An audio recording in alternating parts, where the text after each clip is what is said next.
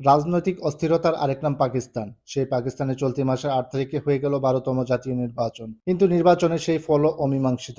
তবে পাকিস্তানের সহযোগী অংশীদার চীন আশাবাদ ব্যক্ত করেছে পাকিস্তানের রাজনৈতিক দলগুলো সহযোগিতার মাধ্যমে নতুন সরকার গঠন করতে পারবে। নির্বাচনে প্রায় ৬,৬,০০,০০০ ভোটার তাদের ভোটাধিকার প্রয়োগ করে।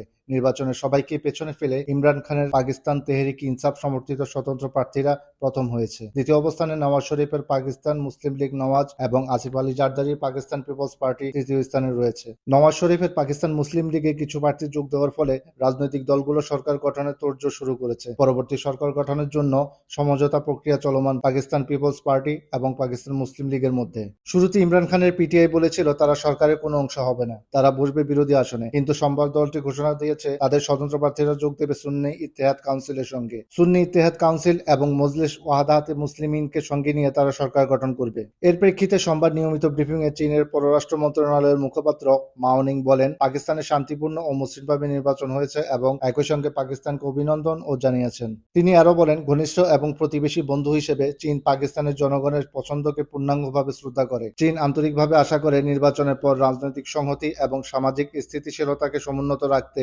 পাকিস্তানের সংশ্লিষ্ট দলগুলো একসঙ্গে কাজ করবে। তিনি জানান, বন্ধুত্ব ও সহযোগিতার মাধ্যমে সম্পর্ককে গড়ে তুলতে ইসলামাবাদের সঙ্গে কাজ করার আশা করে বেইজিং। পাকিস্তানে এবারের প্রতিদ্বন্দ্বিতাপূর্ণ সাধারণ নির্বাচনের প্রায় ২ সপ্তাহ হতে চলল, কিন্তু কোন দল সরকার গঠন করবে এবং দেশের পরবর্তী প্রধানমন্ত্রী কে হবেন তা এখনো পরিষ্কার হয়নি। নির্বাচনী ফলাফল অনুযায়ী বর্তমানে কোনো দলেরই এককভাবে সরকার গঠনের জন্য পর্যাপ্ত আসন নেই। এমন অবস্থায় নওয়াজ শরীফের দল পাকিস্তান মুসলিম লীগ নওয়াজ এবং বিলওয়াল ভুট্টো জারদারির দল পাকিস্তান পিপলস পার্টি সরকার গঠনের লক্ষ্যে কৌশলী পদক্ষেপ নিতে শুরু করেছে।